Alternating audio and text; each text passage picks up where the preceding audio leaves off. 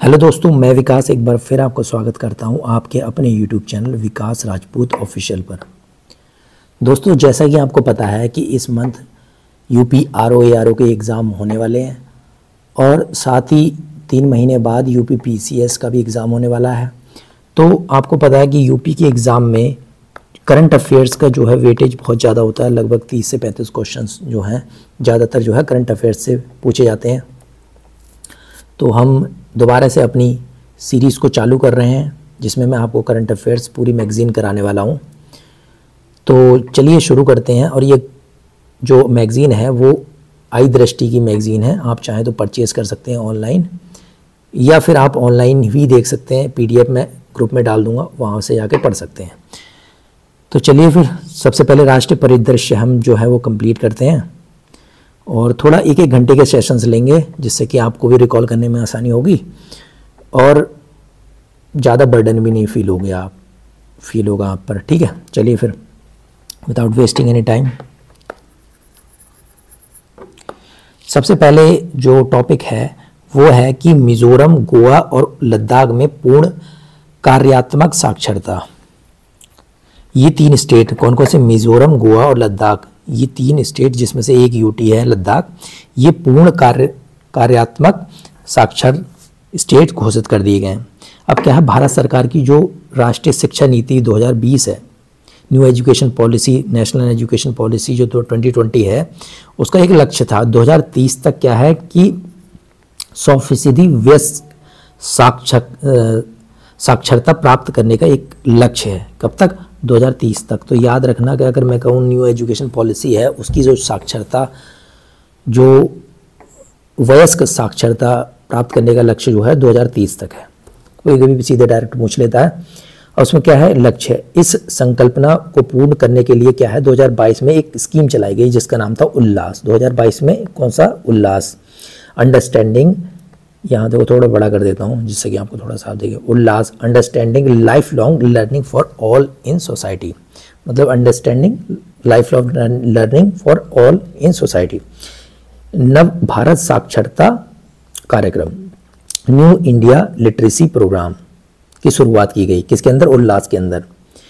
जो कि 15 वर्ष से अधिक, क्या था इसमें कि 15 वर्ष से अधिक आयु के करोड़ों नागरिकों को बुनियादी पढ़ना लिखना और अंक गणित सिखाने को समर्पित था। तो कहने की बात ये, इसके अंदर क्या था, 15 वर्ष से जो भी, मतलब 15 ईयर्स से जो भी ऊपर है, ठीक है, उसको बुनियादी पढ़ना लिखना आना चाहिए, बुनियादी पढ़ना लिखना आना चाहिए और अंक गणित जो है, बेसिक अंक गणित आनी चाहिए। ये इसका क्या था, लक्ष्य था। ठीक है जी, चलिए आगे देख लेते हैं। अब उल्लास स्कीम जो है नव भारत साक्षरता कार्यक्रम के अंतर्गत क्या था, इसी के अंतर्गत क्या है, क्या मिजोरम, गोवा और त्रिपुरा और लद्दाख ने ऐतिहासिक उपलब्धि हासिल की है। ऐतिहासिक उपलब्धि हासिल की है। कौन कौन से स्टेट? मिजोरम, गोवा, त्रिपुरा और लद्दाख, जिसमें से एक यूटी है और 3 स्टेट है। अपने अपने क्षेत्र में पूर्ण कार्यात्मक साक्षर घोषित कर दिए गए हैं। तो अपने अपने क्या क्षेत्र में पूर्ण कार्यात्मक साक्षर घोषित कर दिए गए हैं, ये 3 स्टेट और एक यूटी। सरकार ने साक्षरता की परिभाषा को केवल पढ़ना लिखने तक सीमित न रखकर जीवन कौशल, देखो पहले क्या था कि पढ़ना लिखने तक ही सीमित था, लेकिन इसमें अब क्या कर दिया कि उल्लास के अंतर्गत कि पढ़ना लिखना तो है, उसके साथ साथ जीवन कौशल भी आना चाहिए और संख्या ज्ञान भी आना चाहिए। जीवन कौशल जैसे कोई स्किल आ रही है वो भी इसमें इंक्लूड है। तो पढ़ना लिखना के साथ साथ आपको जीवन की जो स्किल है, जीवन कौशल है, जो भी स्किल है, जीने के लिए स्किल काम आती है, वो प्लस संख्या ज्ञान, जो भी संख्या ज्ञान है वो भी आपको आना चाहिए। तो इसको क्या बोलते हैं, कार्यात्मक साक्षरता।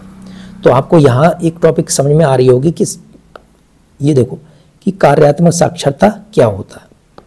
ठीक है, तो कार्यात्मक साक्षरता यही होता है कि आपको पढ़ना लिखना तो आता ही है, ठीक है, पढ़ना लिखना तो आता है, उसके साथ साथ में आपको कोई भी स्किल आती है, एक लिविंग स्किल या फिर कोई भी लाइफ स्किल आती है। उसके साथ साथ आपको क्या आता है कि डिजिटल, यानी कि जो भी आपकी अंक गणित का ज्ञान है वो भी होना चाहिए, संख्या ज्ञान भी होना चाहिए। ये तीनों चीज़ें आपको मिला के क्या कर देंगे, कार्यात्मक साक्षरता। तो साक्षरता से अच्छी चीज़ है क्या है, कार्यात्मक साक्षरता। यदि किसी राज्य या फिर केंद्र प्रदेश ठीक है। केंद्र शासित प्रदेश की साक्षरता जो भी लिटरेसी है रेट क्या है, जो 95%, अगर किसी भी स्टेट की लिटरेसी रेट जो है 95% से अधिक होती है तो उसे पूर्ण कार्यात्मक साक्षर घोषित कर दिया जाएगा। समझ रहे हो? तो कहने की बात यह है, ये 3 स्टेट जो हैं और एक यूटी, वो 95% इनकी साक्षरता दर हो गई है, इसलिए इनको पूर्ण कार्यात्मक साक्षर घोषित कर दिया गया। ठीक है, चलो।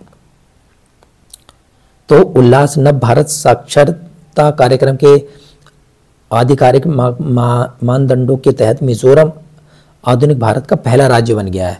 तो मैं कहूँ कि मिजोरम क्या है, उल्लास के अंतर्गत जो है पूर्ण कार्यात्मक साक्षर स्टेट में पहला राज्य बन गया है। तो पहला, अगर मैं कोई पूछे कि पहला राज्य पूर्ण कार्यात्मक साक्षर जो है वो है मिजोरम।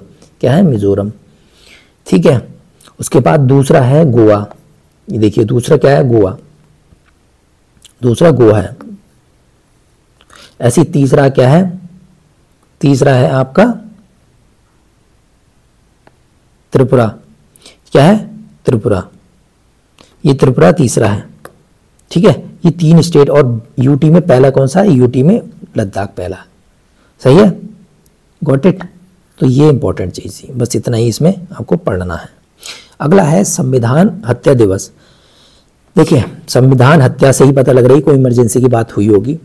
तो इसमें क्या है, जब इमरजेंसी लगी थी इंदिरा गांधी के कार्यकाल में, तो उस टाइम को इन्होंने जो इस गवर्नमेंट ने संविधान हत्या दिवस को घोषित कर दिया गया। तो उस टाइम जो इमरजेंसी लगाई गई थी वो 1977 में लगाई गई थी, सॉरी 1975 में लगाई गई थी। आंतरिक गड़बड़ी 25 जून 1975 को जो है इमरजेंसी लगाई गई थी। उसी को 25 जून को ही क्या है, संविधान हत्या दिवस घोषित कर दिया गया है। क्या कह सकते हो आप? 25 जून। तो अभी आपने सुना होगा, थोड़े दिन पहले ही ये न्यूज़ में था कि 25 जून को क्या है, संविधान हत्या दिवस का घोषित कर दी गई। तो अगर हम बात करें इमरजेंसी की, तो इमरजेंसी जो कॉन्स्टिट्यूशन में आर्टिकल 352 से लेकर 360 तक आता है। क्या? 352 से लेकर 360 तक आता है। और भाग जो है 18, किसमें? भाग 18 में आता है। याद रखना है ये चीज़ें, आपने पॉलिटी में पढ़ रखी होंगी तो ज़्यादा रिकॉल कर लेना बस। ठीक है। तो 3 तरह की इमरजेंसी होती है। एक नेशनल इमरजेंसी है ना, देखो यहाँ तीन तरह की इमरजेंसी आपको पता है। नेशनल इमरजेंसी जो भी राष्ट्रीय वाला होता है, प्रेसिडेंट रूल, और एक फाइनेंशियल इमरजेंसी होती है। नेशनल इमरजेंसी, प्रेसिडेंट रूल, और एक तीसरा होता है फाइनेंशियल इमरजेंसी।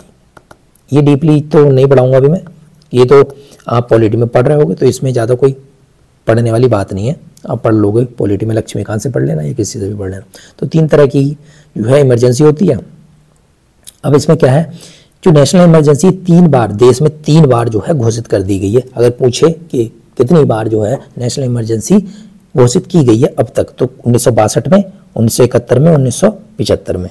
तो 1962 में कब करी गई थी? 1962 में जो इंडिया और चाइना का युद्ध हुआ था, 1962 में पहली बार इमरजेंसी 26 अक्टूबर 1962 में घोषित की गई। और 1962 से कब? 1968 तक यह घोषित रही थी। उसके बाद इंडिया पाकिस्तान का जब युद्ध हुआ था 71 में 3 दिसंबर को, तब दूसरी बार। और तीसरी बार जो है 1975 में, इसमें कोई युद्ध नहीं हुआ था। आंतरिक गड़बड़ी यानी कि इंटरनल डिस्टर्बेंस के तहत जो है इसको घोषित किया गया था। 1977 में इसे हटा दिया गया था। समझ में आ गई? तो अगर ये 2 ऊपर की जो है एक्सटर्नल, मतलब एक्सटर्नल इमरजेंसी थी, जो भी बाहर के जो भी आक्रमण होते हैं वो वाली, लेकिन जो 75 वाली थी ये थी इंटरनल डिस्टर्बेंस, जो आंतरिक गड़बड़ी की वजह से। सही है। तो प्रधानमंत्री नरेंद्र मोदी ने 25 जून 2025 को क्या है, संविधान हत्या दिवस के लोकतंत्र के रक्षकों को श्रद्धांजलि दी। जिन्होंने रक्षा की उनको श्रद्धांजलि दी। ठीक है। तो इतना जो भी हमें इंपॉर्टेंट है। जारी अधिसूचना के अनुसार 25 जून 1975 को क्या आपातकाल की घोषणा के पश्चात तत्कालीन केंद्र सरकार द्वारा सत्ता का घोर दुरुपयोग किया गया था। ठीक है, बस इतना हमें याद रखना है। तो कब से कब तक थी? 1975 में ये लगाई गई थी और 1977 में ये हटाई गई थी। ठीक है, तो ये लगभग 2 साल चली थी। चलिए नेक्स्ट देख लेते हैं। नेक्स्ट टॉपिक है हैदराबाद मुक्ति दिवस। देखिए 17 सितंबर को प्रतिवर्ष जो है हैदराबाद मुक्ति दिवस जो है हैदराबाद लिबरेशन डे जो है मनाने का निर्णय लिया गया है। तो सरकार ने कौन सा हैदराबाद लिबरेशन डे कब है? 17 सितंबर। डेज भी देखो यूपीपीसीएस या फिर यूपी के एग्जाम में पूछ लिया जाता है डायरेक्ट। तो 17 सितंबर को हैदराबाद लिबरेशन डे मनाया जाता है। तो ये निर्णय लिया है कि 17 सितंबर को जो है हैदराबाद लिबरेशन डे मनाया जाएगा। तो 15 अगस्त 1947 को हमारी आज़ादी हुई हमारे देश की। उस टाइम आज़ादी तो हो गई, लेकिन कुछ जैसे हैदराबाद जो है वो आज़ाद नहीं हुआ था। हैदराबाद पे जो है निज़ाम का शासन था। तो उस टाइम 13 महीने तक 1947 के बाद से 13 महीने तक यह हैदराबाद जो है निज़ाम के अधीन था और इसको आज़ादी नहीं मिली थी। तो इसके लिए हमारी गवर्नमेंट ने क्या है ऑपरेशन पोलो चलाया गया था। क्या ऑपरेशन हमारी जो है पुलिस कार्रवाई हुई थी। तो ऑपरेशन पोलो के तहत क्या है पुलिस कार्रवाई हुई, जिसमें एक तरह से पुलिस कार्रवाई के तहत जो है निज़ाम के शासन को हटाया गया था और ये इंडिया में दोबारा से विलय कर दिया गया था। ठीक है, तो 17 सितंबर 1948 से क्या है ऑपरेशन पोलो चलाया गया था। तो ये याद रखना ऑपरेशन पोलो किससे रिलेटेड है, ये आपका हैदराबाद की लिबरेशन से। ठीक है, तो ये आ चुका है ये भी क्वेश्चन ऑपरेशन पोलो के बारे में। देश का सबसे बड़ा ऑटोमोबाइल गति शक्ति मल्टी मॉडल कार्गो टर्मिनल जो है वो कहाँ बनाया गया है? देश का सबसे बड़ा ऑटोमोबाइल गति शक्ति मल्टी मॉडल कार्गो टर्मिनल कहाँ बना है? तो एक तो क्वेश्चन यहाँ ये बनेगा कि कहाँ बना है, कहाँ बना है। पहले एक दिमाग में आनी चाहिए मल्टी मॉडल कार्गो टर्मिनल क्या होता है। तो मल्टी मॉडल कार्गो टर्मिनल एक ऐसा ढांचा या फिर इंफ्रास्ट्रक्चर होता है, सुविधा होती है, जहाँ विभिन्न माध्यमों से जैसे सड़क हो गया, रेल हो गई, जलमार्ग हो गया या फिर हवाई मार्ग हो, इसके बीच में क्या है माल जो है ट्रांसपोर्ट होता है। जो भी प्रोडक्ट्स होते हैं वो ट्रांसपोर्ट होते हैं एक जगह से दूसरी जगह पे। ठीक है, एक जगह से ए से बी पर यहाँ से यहाँ ट्रांसपोर्ट होते हैं। तो ये चीज़ आपको समझ आ गई होगी। अच्छा ठीक है, अब एक बात सुनो कि ये जो है देश का सबसे बड़ा ऑटोमोबाइल गति शक्ति मल्टी मॉडल कार्गो टर्मिनल कहाँ बनाया गया है? तो ये बनाया गया है आपका मानेसर कहाँ है? हरियाणा में। तो मारुति सुजुकी इंडिया लिमिटेड का एक क्या है एक कैंपस है, मारुति सुजुकी कंपनी है वहाँ का, कहाँ? हरियाणा में है। हरियाणा मानेसर में एक इसकी इंडस्ट्री फैक्ट्री लगी हुई है मारुति सुजुकी इंडिया लिमिटेड की। तो वहाँ पर जो है वो ये सबसे बड़ा ऑटोमोबाइल गति शक्ति मल्टी मॉडल कार्गो टर्मिनल बनाया गया है। ठीक है, उद्घाटन किया गया है। किसने उद्घाटन किया? अश्विनी वैष्णव ने उद्घाटन किया। That is not important for it, but हमें इतना याद रखना है मानेसर हरियाणा में कहाँ पर? गुरुग्राम जिले में। कहाँ? मानेसर में। ठीक है, चलो आगे देखते हैं। इसमें मोटा मोटी बात है 4.5 लाख वाहनों को सीधे मालगाड़ियों से लाद कर भेजा जा सकता है। इसकी इतनी क्षमता हो जाएगी, है ना। चलिए, इससे ज़्यादा कुछ ज़्यादा नहीं है। पीएम गति शक्ति राष्ट्रीय मास्टर प्लान के तहत ये काम किया जा रहा है। पीएम गति शक्ति यही चीज़ें पीएम गति शक्ति योजना क्यों लाई गई थी? वो इसीलिए लाई गई थी एक जगह से दूसरी जगह अच्छे से ट्रांसपोर्ट के तहत जो है हम अपने माल को इधर से उधर ट्रांसपोर्ट कर सकें। ठीक है, चलो। एयर इंडिया ड्रीम लाइनर विमान दुर्घटना, ये बहुत दुखद एक घटना हुई थी हमारे अभी कुछ दिन पहले भारत में, जिसमें क्या है कि एक एयर इंडिया का फ्लाइट, जो एयर इंडिया का विमान था वो दुर्घटनाग्रस्त हो गया था, जिसमें लगभग 250 लोग जो है मृत्यु हो गई थी उनकी। तो बहुत ही दुखद जो घटना हुई थी। कब हुई थी? 12 जून 2025 को हुई थी। एयर इंडिया का विमान था, उड़ान जिसका नाम था air India 171 Boeing 7878 dream liner. इतना नहीं पूछा जाएगा। अहमदाबाद हवाई अड्डे से उड़ान भरी थी, थोड़ी दूरी उड़ान हो रहा था तो वहीं पर क्रैश हो गई थी। तो ये जा रही थी कहाँ? लंदन कैटविक। ठीक है, कैटविक एक शहर है लंदन में, लंदन कैटविक, वहाँ पर जा रही थी, अंतर्राष्ट्रीय उड़ान थी और दुर्घटनाग्रस्त हो गई।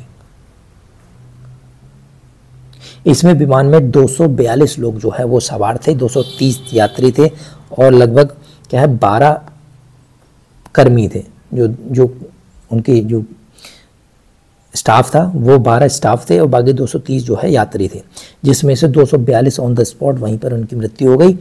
एक जो है वो कैसे भी करके वो जो एक बच सके, केवल और केवल एक बच सके, जिनका नाम है विश्वास कुमार रमेश। तो कभी कभी ये भी पूछ सकता है, देखो कुछ भी पूछने के लिए पूछ ले, बट ये चीज़ें नहीं पूछनी चाहिए। तो ये जीवित बच पाए। ये ब्रिटिश नागरिक हैं, वैसे तो मूलतः भारतीय हैं बट ब्रिटिश नागरिकता ले रखी है इन्होंने। और इसमें पूर्व मुख्यमंत्री जो कि गुजरात के पूर्व मुख्यमंत्री थे विजय रूपाणी, उनकी भी मृत्यु हो गई थी। और एक चीज़ और भी है कि इसमें जो प्लेन जैसी क्रैश हुआ था तो एक बिल्डिंग में जाके घुस गया था, बिल्डिंग में जाके क्रैश हुआ था। तो एक बिल्डिंग में जाके, और वो बिल्डिंग थी बीजे मेडिकल कॉलेज हॉस्टल। इसमें बच्चे जो हॉस्टल के MBBS वगैरह जो भी डॉक्टर वगैरह जो होते हैं वो खाना वगैरह जो भी है अपना लंच वगैरह कर रहे थे, तो वहाँ पर एक हादसा हो गया था जिसमें वहाँ पर भी कई सारे मृत्यु हो गई थी। इसमें एयर इंडिया दुर्घटना पीड़ितों के लिए, परिवारों के लिए 25 लाख रुपए का अंतरिम भुगतान करेगी, मतलब तुरंत ही। फिर उसके बाद टाटा सन्स ने क्या कहा, 1 करोड़ रुपए जो है वो अतिरिक्त मुआवजा दिया जाएगा, मतलब 25 लाख से अलग 1 करोड़ जो है मुआवजा दिया जाएगा। अब अगर मैं बात करूं कि दुर्घटनाओं के बारे में, हवाई दुर्घटनाओं के बारे में, तो क्या ये पहली दुर्घटना थी? नहीं जी, भारत की अन्य भीषण हवाई दुर्घटना भी थी। जैसे 1996 में चरखी दादरी मध्य आकाश टक्कर हुई थी, जिसमें लगभग 350 लोग जो है मृत्यु हो गई थी। सबसे बड़ी दुर्घटना थी अब तक की, जिसमें सबसे ज़्यादा लोग जो हैं मृत्यु हो गई थी। दूसरा 1985 में एयर इंडिया का बम कांड, इसमें भी लगभग 329 के आसपास मृत्यु हो गई थी। 1978 में एयर इंडिया का इंडिया मुंबई दुर्घटना हुई थी, जिसमें भी 213 लोग जो हैं मृत्यु हो गई थी। फिर 2010 में भी मंगलुरु विमान दुर्घटना, इसमें 158 लोग जो है मृत्यु हो गई थी। तो बस एक नाम आपको याद रखना है कि भाई हाँ ये चीज़ें हुई थी, बाकी रटने वाली कोई चीज़ नहीं है इसमें, सिंपल सी बात है, समझ के करना है। अब एक चीज़ होती है कि कुछ चीज़ होती हैं, जैसे फ़्लाइट में अगर आग वाग लग जाती है या कोई दुर्घटनाग्रस्त हो जाता है तो एक रिकॉर्डर होता है जिसे ब्लैक बॉक्स बोलते हैं। क्या बोलते हैं? Black box. बट ये ब्लैक कलर का नहीं होता है, ये ऑरेंज कलर का होता है। क्या? ऑरेंज कलर का होता है, नारंगी रंग का होता है। इसमें क्या होता है कि रिकॉर्डर होता है, जो भी चीज़ें वहाँ पर रिकॉर्ड हो रही होती हैं, जो भी चीज़ें बातें होती हैं उस टाइम, वो सब रिकॉर्ड हो जाती हैं।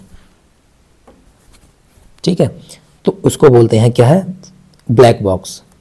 इसमें क्या है, 1000 सेल्सियस तक का तापमान ये सह सकता है और लगभग 3400 G ये टक्कर इस सह सकता है। तो बहुत ही ज़्यादा मतलब स्ट्रांग होता है, इसको ज़्यादा नुकसान नहीं होता, कुछ भी नुकसान नहीं होता है, इसलिए ये ब्लैक बॉक्स नाम होता है इसका। एक चीज़ ये है कि नेक्स्ट टॉपिक आया है दोस्तों कि केंद्र सरकार ने दी जातीय जनगणना की अनुमति। देखो सेंसस तो आपने सुना होगा, सेंसस सुना होगा है ना, 2011 वाला सेंसस पढ़ा होगा। तो सेंसस है अलग चीज़, उसमें क्या है, पॉपुलेशन के बारे में पता होती है।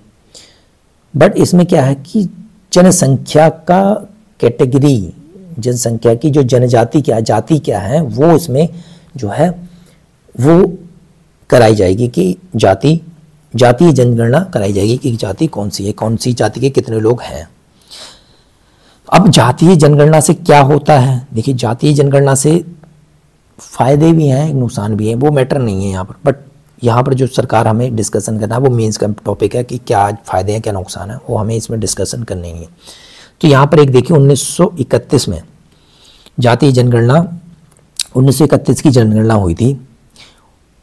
उसके बाद से कोई भी जातीय जनगणना अब तक नहीं हुई है। अब जो आने वाली 2027 में एक जनगणना आने वाली है, सेंसस होने वाला है, जनगणना होने वाली है। पहले 2011 में हुआ था, अब 2027 में हो रहा है। ठीक है, 2027 में हो रहा है।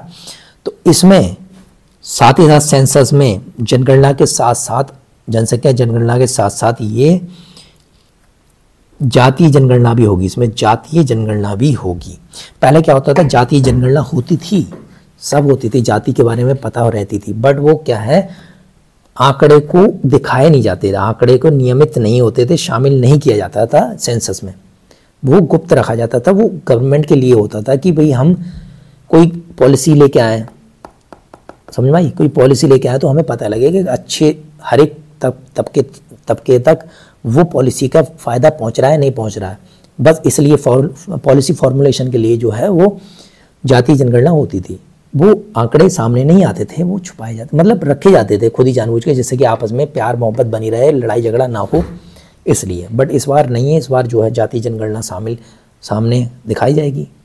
चलो जैसे भी है।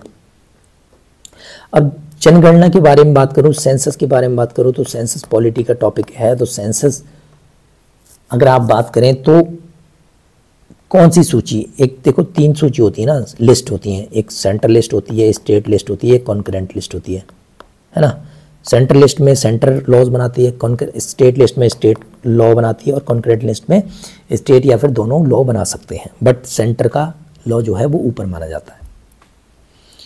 तो सेंसस जो है वो सेंटर का सब्जेक्ट है, मतलब संघ सूची में जो है जनगणना आती है, याद रखना, पूछ लेता है, पूछेगा तो यही पूछेगा, देखो ये कुछ अलग से नहीं आता, यही पूछते हैं सब चीज़ें।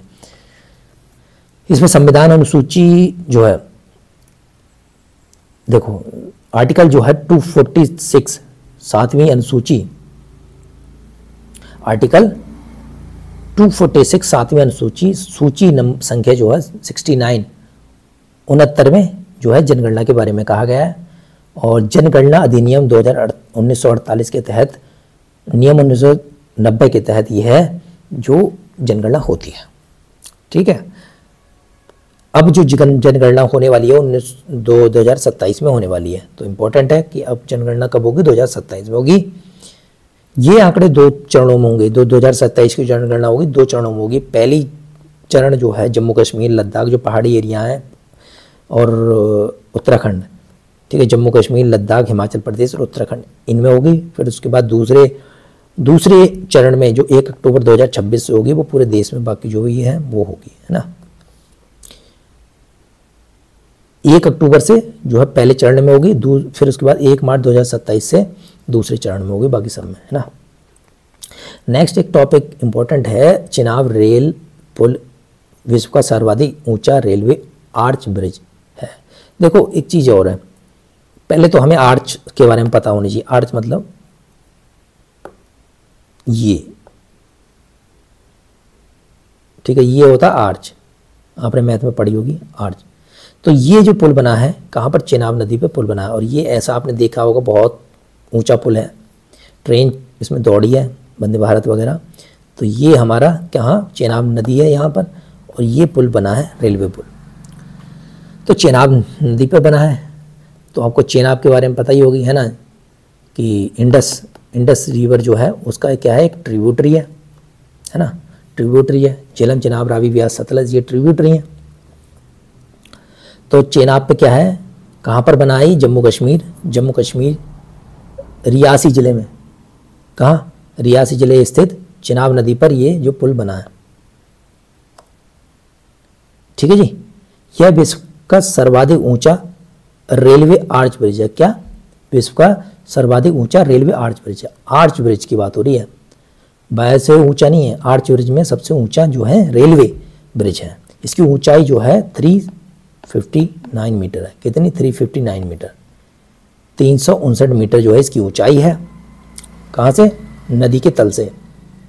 और जिसकी लंबाई कितनी है, इसकी लंबाई है 1315 मीटर। 1315 मीटर, 1 किलोमीटर से ज़्यादा इसकी लंबाई है। तो ये पुल जो भारतीय रेलवे की उधमपुर श्रीनगर बारामूला रेल लिंक जो है वहाँ पर परियोजना का महत्वपूर्ण भाग है। और इस पे का लगभग 260 किलोमीटर प्रति घंटा की रफ्तार वाली तेज हवा भी कुछ नहीं कर पाएंगे। 120 ईयर्स जो है इसका एक तरह से टर्म रहेगा, मतलब एक तरह से इसका ड्यूरेशन 120 साल तक इसको कुछ नहीं होने वाला, बस ये समझ लो। तो 6 जून 2025 को इसकी उद्घाटन किया गया था मोदी जी द्वारा, और चेनाब पुल पर उद्घाटन हुआ। और किसने बनाया ये पुल, बनाया कोंकण रेलवे कॉरपोरेशन ने। किसने, कोंकण रेलवे कॉरपोरेशन ने। साथ में क्या, भारतीय संस्थान जैसे IIT और DRDO इसने सहयोग दिया था। तो अगर इम्पोर्टेंट क्या है, कोंकण रेलवे कॉरपोरेशन ने इसका पुल बनाया। इसमें एक सॉफ्टवेयर यूज़ किया गया था जिसका नाम था टेक्ला सॉफ्टवेयर। पूछ लेता है कभी कोई टेक्ला सॉफ्टवेयर, टेक्ला क्या है, तो इट इज़ अ सॉफ्टवेयर है ये, ठीक है। तो ये सॉफ्टवेयर जो है, इस सॉफ्टवेयर के तहत जो है इसमें डिज़ाइन किया गया था, स्ट्रक्चरल जो डिज़ाइन डिटेलिंग की गई थी वो टेक्ला सॉफ्टवेयर के तहत की गई थी। इसमें लागत जो है 1486 करोड़ की लागत इसको बनाने में लगी है, ठीक। अब वैसे कोई अब ज़्यादा ज़रूरत नहीं है, जैसे मान लो रेलवे चिनाब रेल पुल जो है एफिल टावर से 35 मीटर ऊंचा है, ये सब नहीं आते हैं, पहले आते थे वही, अब ठीक है। और इसका देखो अगर पूछ लिया जाए कि क्या ये इसी गवर्नमेंट में इसका मतलब मंजूरी दी गई थी, नहीं जी, ये 2003 में इसको मंजूरी दी गई थी इस पुल को, अटल बिहारी वाजपेयी, ठीक है, अटल बिहारी वाजपेयी की जो सरकार थी उन्होंने मंजूरी दी थी, बट बना अब है। चलो नेक्स्ट, अगर मैं करूँ विश्व के अन्य सर्वाधिक ऊंचे रेलवे ब्रिज, तो सबसे बड़ा ऊंचा रेलवे ब्रिज की बात करूँ तो यहाँ पर देखो सबसे ऊंचे सब हैं चाइना में, याद रखना दिमाग में, 3-4 जो भी हैं वो चाइना में है। तो सबसे दादुहे रेलवे ब्रिज जुआनजांग, तो दादुहे रेलवे ब्रिज जुआनजांग 380 मीटर जो है वो इसकी हाइट है। तो यहाँ पर इसकी कितनी है, ये देखो इसकी कितनी है, अपने वाले 359 मीटर है, तो ये ऊंचा है, 380 है, तो ये चाइना में। दूसरा नाजीहे रेलवे ब्रिज, ये 310 मीटर। जियांगजीहे, ये भी देखो जियांगजीहे रेलवे ब्रिज, ये 298। बेईपानजियांग रेलवे ब्रिज किंगलोंग, तो ये भी कहाँ पर है, 295 है, ये भी कहाँ है, चाइना में, तो चाइना में है। कानपुर में एक पहली इकाई है, 3 इकाई बननी है, इसमें 3 इकाई बननी है, और इसकी कैपेसिटी कितनी होगी 1980, यानी कि एक इकाई का जो कैपेसिटी होगी 660 मेगावाट जो है होगी। तो इसका जो है कौन बना रहा है, एक केंद्र सरकार का उद्यम जिसको NLC इंडिया लिमिटेड है, दूसरा उत्तर प्रदेश सरकार जो है UPRBUNL, ये दोनों मिलकर बना रहे हैं। घाटमपुर ताप विद्युत परियोजना 3 है, कानपुर नगर में, ये याद रखना है। मंजूरी जो है 2016 में दी गई थी। अच्छा, एक चीज़ और है कि NCL जो सेंट्रल गवर्नमेंट की है उद्यम, तो NLC जो इंडिया 51% जो है इसका हिस्सेदारी होगी, और UPRVUNL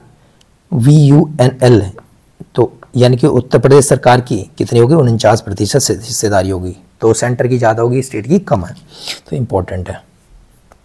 अब एक चीज़ है इसका बंटवारा, तो बंटवारा कैसे होगा, देखो यहाँ मैंने बता दिया, सेंटर की 51 और स्टेट की 49%। अच्छा, 75% बिजली जो है उत्तर प्रदेश को मिलेगी। तो अगर मैं कहूँ 100% बिजली है, तो 100% में 75% यूपी को मिलेगी, और 25% असम को मिलेगी। किसको, 25% असम को मिलेगी लगभग, सही है, समझ में आ गई। आवंटन 21,000 कह लो, 21,780 करोड़ रुपए की इसकी कुल लागत आई थी। और अगली जो 2 इकाई हैं, पहली इकाई तो अब चालू हो गई, दूसरी इकाई 2026 तक प्रारंभ होने की उम्मीद है, बस इतना समझ लो। नेक्स्ट देख लेते हैं, अगर मैं बात करूं कि लोक माता देवी अहिल्याबाई महिला सशक्तिकरण महासम्मेलन 2025, तो ये महासम्मेलन भोपाल में हुआ। इंपॉर्टेंट है कि कहाँ हुआ है, तो ये सम्मेलन लोक माता देवी अहिल्याबाई महिला सशक्तिकरण महासम्मेलन, तो कहाँ हुआ है, भोपाल में हुआ, MP में।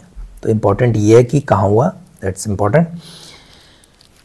तो 31 मई 2025 को प्रधानमंत्री ने मध्य प्रदेश की राजधानी भोपाल में लोक माता देवी अहिल्याबाई महिला सशक्तिकरण महोत्सव में भाग लिया।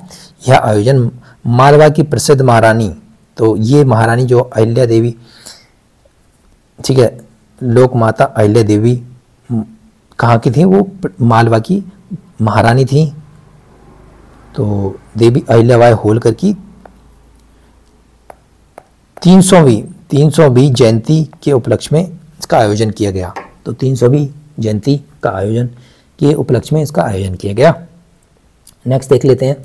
तो देवी अहिल्याबाई को समर्पित एक स्मारक यानी कि डाक टिकट, स्मारक डाक टिकट और 300 रुपये का एक मूल्यवान स्मारक सिक्का जो है वो जारी किया गया है। और 300 रुपये का जो सिक्का जारी किया भारत सरकार ने, इससे पहले नहीं किया कभी भी। और ये कोलकाता टकसाल, जो कोलकाता की जो टकसाल है वहाँ पर इसका डाला गया है। प्रधानमंत्री ने राष्ट्रीय देवी अहिल्याबाई पुरस्कार की भी घोषणा की।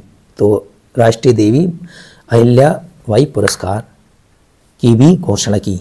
अच्छा, ये जो है देखो इम्पोर्टेंट है, क्योंकि ये पहली बार कोई भी चीज़ होगी तो वो इम्पोर्टेंट है। तो राष्ट्रीय देवी अहिल्याबाई पुरस्कार जो है पहला किसको दिया गया, तो ये किस क्षेत्र में दिया जाता है? यह राष्ट्रीय पुरस्कार एक महिला कलाकार को जनजातीय लोक एवं पारंपरिक कलाओं में उत्कृष्ट योगदान के लिए दिया जाता है। तो पहली बात यह है, महिलाओं को दिया जाता है, कलाकार होने चाहिए, जनजातीय लोक कल्याण और पारंपरिक कलाओं में उत्कृष्ट योगदान के लिए दिया जाता है। तो जो पहला पुरस्कार दिया जा रहा है बस्तर की जनजाति महिला जिनका नाम है कलाकार डॉक्टर जयमती कश्यप को दिया गया। तो जयमती कश्यप जो was the first recipient of the राष्ट्रीय देवी अहिल्याबाई पुरस्कार। ठीक है, तो इम्पोर्टेंट है डॉक्टर जयमती कश्यप, याद रखना भाई, जयमती कश्यप 2-3 बार जवान पे एक रिवीजन कर लो, अपने आप याद हो जाए। फिर आता है देवी अहिल्याबाई होलकर का जन्म जो है 31 मई 1725 में वर्तमान में महाराष्ट्र के अहमदनगर जिले के जामखेड़ा तहसील के चौंडी गांव में हुआ। तो महाराष्ट्र में इनका जन्म हुआ अहमदनगर जिले के जामखेड़ी तहसील में। ठीक है जी, नेक्स्ट देख लेते हैं। इनका शासनकाल जो है 1767 से लेकर 1795 तक रहा। लगभग 3 दशकों तक इनका मालवा पर शासन रहा।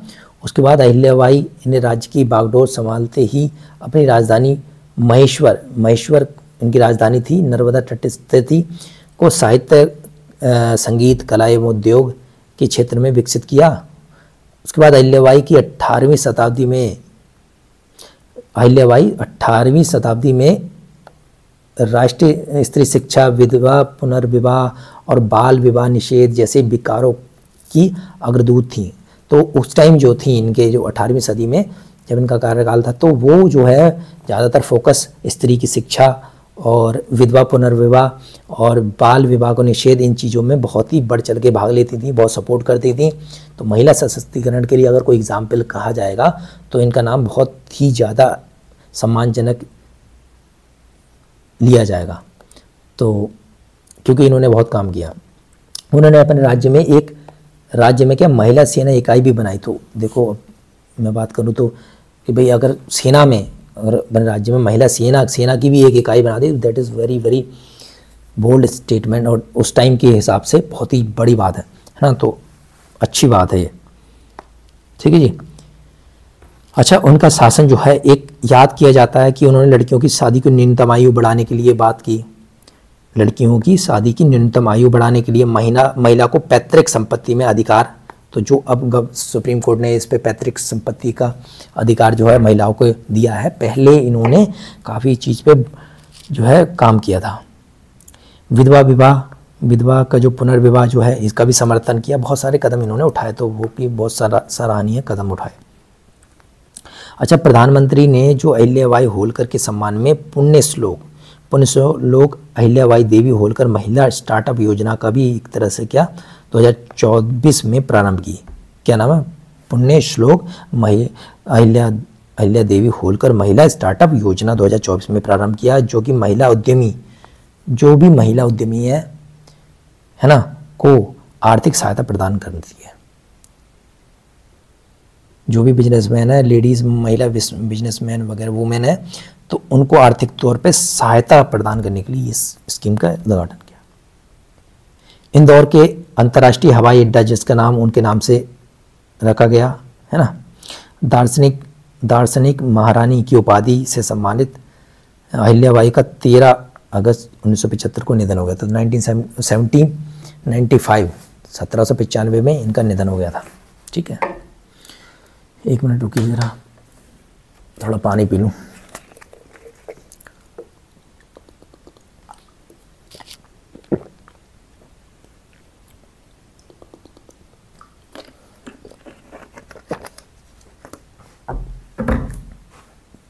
ओके अच्छा, अगला आता है ताप्ती बेसिन मेगा रिचार्ज परियोजना।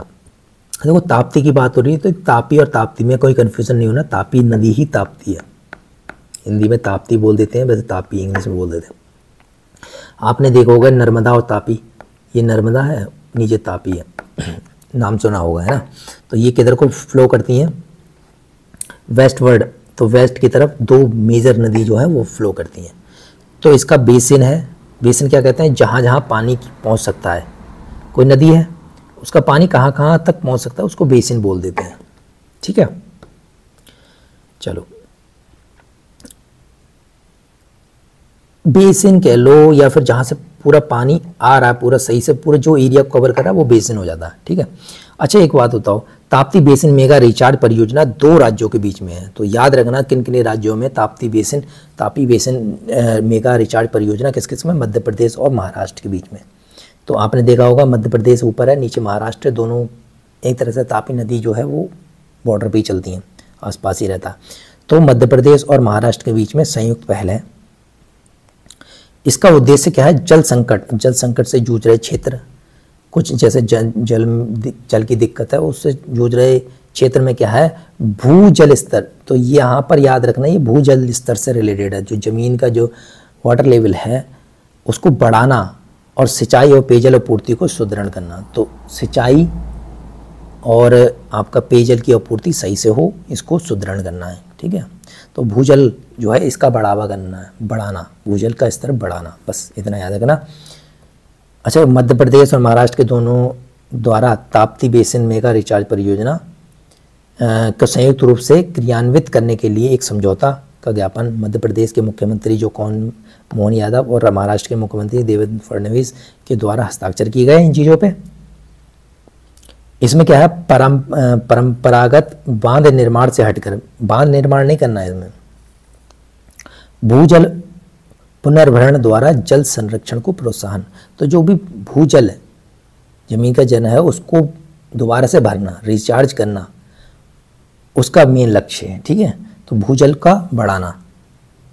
परियोजना के तहत ताप्ती नदी की 3 धाराओं का विकास कर अतिरिक्त वर्षा जल को भूजल पुनर्भरण किया जाएगा। तो ताप्ती नदी की 3 धाराएं का विकास किया जाएगा। तो जैसे ताप्ती नदी की 3 धाराओं का विकास किया जाएगा, उसमें जो भी रेन के जो पानी, जो वर्षा का जो भी जल होगा उसमें भर जाएगा, उससे क्या होगा? वाटर रिचार्ज हो जाएगा।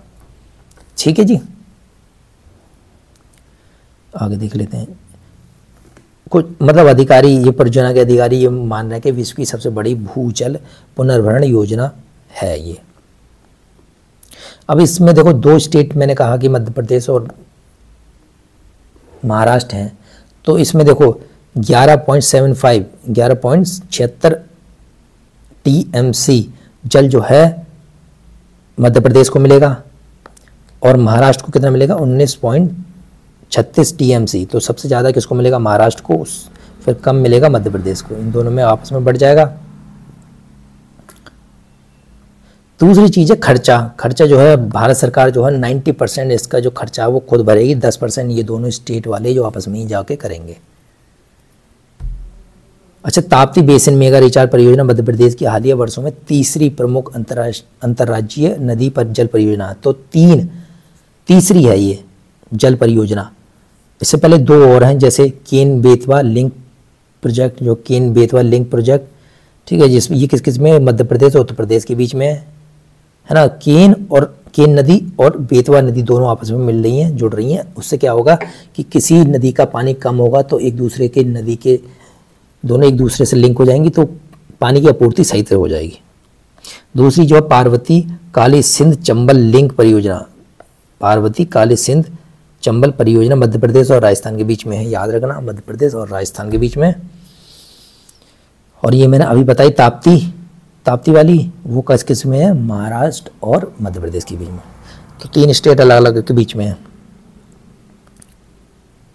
तो ताप्ती मैंने बता दिया प्रमुख पश्चिम वाहिनी नदी है, भारत की प्रमुख पश्चिम वाहिनी, पश्चिम की तरफ जो है बहती है। मध्य प्रदेश के बैतूल जिले के मुल्ताई क्षेत्र में सतपुड़ा पर्वत से निकलती है। कहाँ से? सतपुड़ा पर्वत से निकलती है। बैतूल जिले के मुल्ताई क्षेत्र से लगभग 724 किलोमीटर जो है ये दूरी तय करती है। नर्मदा के बाद ताप्ती भारत की दूसरी सबसे लंबी पश्चिम की ओर बहने वाली नदी है। तो सबसे बड़ी जो है पश्चिम की तरफ बहने वाली नर्मदा, दूसरी है ताप्ती। और ये गुजरात में खंबात की खाड़ी अरब सागर में जाकर मिलती है। इसकी कुछ सहायक नदियाँ कौन सी हैं? पूर्णा, गिरना, पंजरा और अनेर, ये सब क्या है इसकी ट्रिब्यूटरीज हैं। बस नेक्स्ट देख लेते हैं। अगर मैं बात करूं पहलगाम से युद्ध विराम तक, देखिए आपको सबको पता है कि अभी कुछ ही दिनों पहले एक बहुत ही दुखद आतंकवादी हमला हुआ था पहलगाम में। 25 अप्रैल 2025 को एक आतंकवादी हमला हुआ था जम्मू कश्मीर के शांत इलाका जैसे पहलगाम पर्यटन के क्षेत्र में।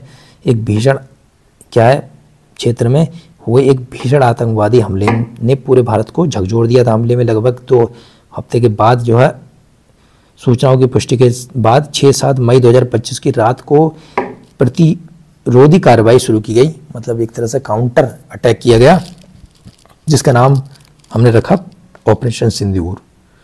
तो पहलगाम आतंकवादी हमला हुआ, उसके हम रिस्पॉन्स में हमने एक ऑपरेशन चालू किया, ऑपरेशन सिंदूर। और इससे पहले जो ऑपरेशन चालू किए थे 2016 में सर्जिकल स्ट्राइक, 2019 में बालाकोट एयर स्ट्राइक, फिर उसके बाद 2025 में ऑपरेशन सिंदूर। इसमें क्या था? प्रदर्शन किया जिसमें भारत अब आतंक के घाव पर सीधा प्रहार करने से नहीं हिचका। ठीक है, तो एक चीज़ ये है कि 22 अप्रैल 2025 को हमला हुआ अनंतनाग जिले के पहलगाम 7 किलोमीटर दूर बेसरन घाटी में।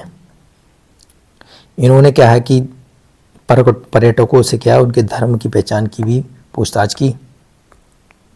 इसमें 26 लोगों की मृत्यु हो गई और 25 पर्यटक जो इंडिया के थे और एक जो नेपाल के जो है नागरिक थे। इसकी जिम्मेदारी है द रेजिडेंट फ्रंट TRF ने ली थी, पाकिस्तान का एक आतंकवादी संगठन है, उसने ली है, जो कि लश्कर तैयबा का एक मुखौटा माना जाता है। उसके बाद इसके रिस्पॉन्स में सुरक्षा मामलों की कैबिनेट समिति CCS ने 23 अप्रैल 2025 को एक मीटिंग बुलाई। उसमें क्या कहा? 1960 की जो सिंधु जल समझौता था उसको स्थगित कर दिया गया। अब सिंधु जल समझौता जैसे इंडस वाटर ट्रीटी 1960, तो इसमें स्थगित कर दिया। इसमें क्या था? इंडस, झेलम, चिनाब, रावी, ब्यास और सतलज, तो ये 3 नदियों का तो पाकिस्तान को दिया जाएगा पानी, और ये इंडिया को, रावी, ब्यास, सतलज इंडिया को। तो ये स्थगित कर दी गई। तो समझे कि ऐसा कुछ नहीं था, मतलब ये जो हमने क्या है सिंधु जल संधि जो है वो स्थगित कर दी। साथ ही एकीकृत check post Attari Wagah border द्वारा तत्काल बंद कर दिया गया। तो अटारी बॉर्डर भी हमने बंद कर दिया था। सार्क वीज़ा छूट योजना, तो वीज़ा के तहत पाकिस्तानी नागरिकों की भारत यात्रा को प्रतिबंध लगा दिया गया। ठीक है, और फिर 29 अप्रैल को क्या है, तीनों सेना के प्रमुख और अंतर्राष्ट्रीय सलाहकार के साथ बैठक हुई। उसमें ये बताया गया ऑपरेशन सिंदूर जो है एक चलाया जाएगा। तो पहलगाम हमले के बाद जवाब में भारतीय सुरक्षा बलों ने 6-7 मई 2025 की रात को ऑपरेशन सिंदूर की घोषणा शुरू की, और अभियान के तहत 9 लक्ष्य स्थानों पर एक साथ प्रहार किया। तो इंडिया ने क्या किया? 9 लक्ष्यों पर एक साथ प्रहार किया पाकिस्तान में जाकर। 5 आतंकी ठिकानों पाकिस्तान एक POK में थे और 4 थे पाकिस्तान के अंदर पंजाब प्रांत में। ये सभी स्थान लश्कर तैयबा और जैश मोहम्मद, हिजबुल मुजाहिदीन ये वगैरह जो है संगठन में थे। अच्छा, इसमें कई सारे जवान जो हैं वो शहीद भी हो गए, तो ये इनके नाम लेना बहुत ज़रूरी है। लेकिन 9 जवान जो हैं हमारे शहीद हो गए थे, जिसमें से शहीद सिकंदर रावत, शहीद राम बाबू, शहीद दीपक चिंखम, शहीद सुरेंद्र सिंह मोगा, शहीद मोहम्मद इम्तियाज़, शहीद पवन कुमार और शहीद सुनील कुमार, शहीद मुरली नायक, शहीद दिनेश कुमार शर्मा। ये जो है 9 हमारे शहीद हुए थे, इनका नाम लेना बहुत ज़रूरी था। चलिए, तो उत्तर प्रदेश में सेमीकंडक्टर यूनिट की स्थापना की गई। तो भारत सरकार सेमीकंडक्टर उत्पादन में आत्मनिर्भरता के लिए मिशन मोड में काम कर रहा है, ये सबको पता है, ठीक है जी, काम कर रहे हैं। सेमीकॉन इंडिया कार्यक्रम के तहत यह चिप निर्माण संयंत्रों एवं असेंबली टेस्ट यूनिटों को वित्तीय प्रोत्साहन दिया जा रहा है। इस हेतु दीर्घावधिक रणनीतियों के संचालन के लिए इंडिया सेमीकंडक्टर मिशन की शुरुआत की गई। अच्छा, 14 मई 2025 को प्रधानमंत्री की अध्यक्षता वाले केंद्रीय मंत्रिमंडल ने भारत सेमीकंडक्टर मिशन के तहत देश की 6th सेमीकंडक्टर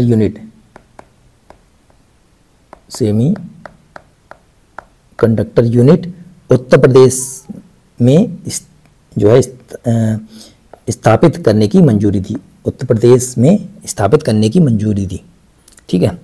तो स्थापना जो है SCL, हिंदुस्तान कंप्यूटर लिमिटेड एवं फॉक्सकॉन कंपनियां मिलकर यमुना एक्सप्रेस वे औद्योगिक विकास प्राधिकरण, Yamuna express way industrial development authority में जेवर एयरपोर्ट नोएडा के नज़दीक करेगी। तो कहाँ पर करेगी? जेवर एयरपोर्ट जो है नोएडा के नज़दीक करेगी। तो इम्पोर्टेंट है, नोएडा में है, इतना इम्पोर्टेंट रखना। चलिए, यह unit mobile phone, laptop, PC, automobile जैसे डिस्प्ले, ठीक है, डिस्प्ले संबंधी उपकरणों के लिए डिस्प्ले ड्राइवर चिप्स का निर्माण करेगी। सही है। संयंत्र जो है वाणिज्यिक उत्पादन वर्ष 2027 से शुरू होगा। और स्वीकृत 6 सेमीकंडक्टर इकाइयाँ, जो 6ठी तो ये है, 5 कौन कौन सी कहाँ हैं? तो माइक्रोन ATMP गुजरात, साणंद, ठीक है, ये भी साणंद, टाटा PSMC फैब धौलेरा गुजरात में भी है, ये भी TSAT टाटा ATMP मोरीगाम असम, फिर है CG रेनेसास स्टार OSAT, ठीक, गुजरात, ये भी वहीं पर है।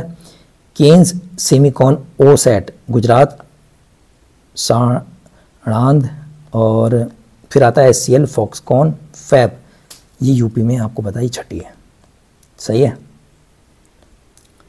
जन सुरक्षा योजना के 10 वर्ष पूरे हो चुके हैं। जन सुरक्षा योजना के 10 वर्ष। जन सुरक्षा मतलब क्या है? जो भी ऐसी स्कीम जो जनता की सुरक्षा के लिए बनाई गई हो, वो उसको जन सुरक्षा योजना कहते हैं। तो 10 वर्ष यानी कि 2015 में इसका स्टार्ट की गई, 2025 तक 10 साल हो गए। भारत में सामाजिक सुरक्षा को मजबूती देने के लिए 9 मई 2025-15 को केंद्र सरकार ने 3 महत्वाकांक्षी जन सुरक्षा योजना का शुभारंभ किया, जो है प्रधानमंत्री जीवन ज्योति बीमा योजना पहली, प्रधानमंत्री सुरक्षा बीमा योजना दूसरी, अटल पेंशन योजना तीसरी। ये देखिए PMJJBY, PMSBY, APY, ठीक है। तो ये तीनों जो है स्कीम जो चालू की गई 2015 में, इसको 10 साल हो गए तीनों को।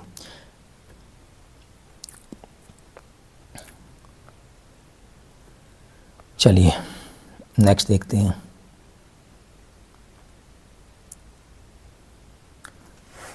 और देखता हूँ मैं इम्पोर्टेंट बताऊँगा जो जो आ सकते हैं, बाकी PDF में आपको सेंड कर दूंगा, उसमें जाकर थोड़ा और पढ़ लेना लगे तो। वैसे मुझे लग नहीं रहा है, यही पढ़ोगे 2-3 बार वीडियो देखोगे तो आपको याद हो जाएगा। अन्य सामाजिक योजनाएं की बात करूं तो है प्रधानमंत्री श्रम योगी मानधन योजना। तो 2019 में इसका जो है इसको चालू की गई, जिसका जो मिनिस्ट्री है श्रम एवं रोजगार मंत्रालय। प्रधानमंत्री श्रम योगी मानधन योजना। फिर आता व्यापारियों और स्वरोजगार व्यक्तियों के लिए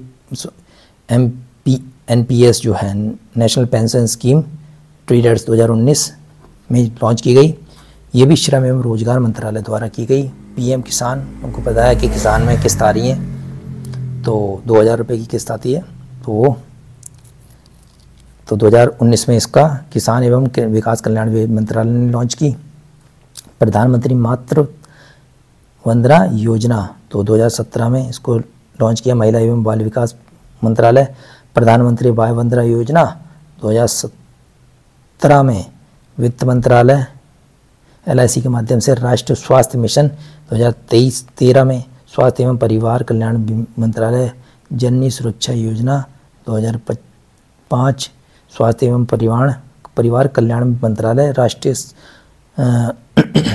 सामाजिक सहायता कार्यक्रम ये 1995 में।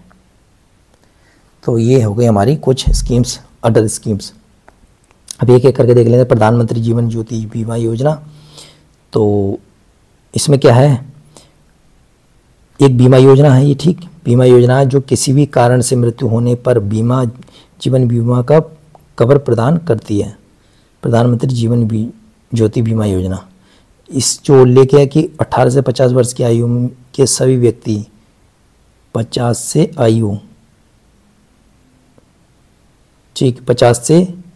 18 से 50 तक की आयु जो है सभी व्यक्ति जो इसमें इसका पार्ट हो सकते हैं। इसमें ग्राहकों को 2 लाख रुपए का एक वर्षीय टर्म जीवन का कवर प्रदान करता है। इसमें प्रतिवर्ष 436 रुपए जो है प्रीमियम के तौर पर भरा जाएगा साल में। फिर आता है प्रधानमंत्री सुरक्षा बीमा योजना, ये भी दुर्घटना बीमा योजना है और इस योजना के अंतर्गत व्यक्ति की मृत्यु एवं अथवा दोनों आंखों की, ये मैंने आपको बता दिया। इसमें बीमा राशि 2 लाख रुपए दी जाएगी। ये 18 से 70 वर्ष तक जो है इसमें एलिजिबल है और 20 रुपये जो है प्रीमियम है इसमें, प्रति वर्ष 20 रुपये आपको जमा करनी है। फिर आता है अटल पेंशन योजना, ये अनऑर्गेनाइज सेक्टर के लिए 18 से 40 वर्ष के लिए इसमें एलिजिबल है।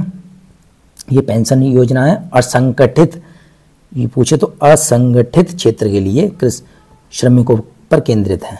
भारत का कोई भी नागरिक ग्राहक जिसकी उम्र 18 से 40 वर्ष के बीच में हो अटल पेंशन योजना में शामिल हो सकता है, ठीक है। इसमें क्या है कि अंतर्गत ग्राहक को 60 वर्ष की आयु पूर्ण होने के बाद मृत्यु पर्यंत तक 1000 रुपये प्रति माह से लेकर 5000 रुपये प्रति माह न्यूनतम पेंशन की गारंटी दी जाएगी। सही है।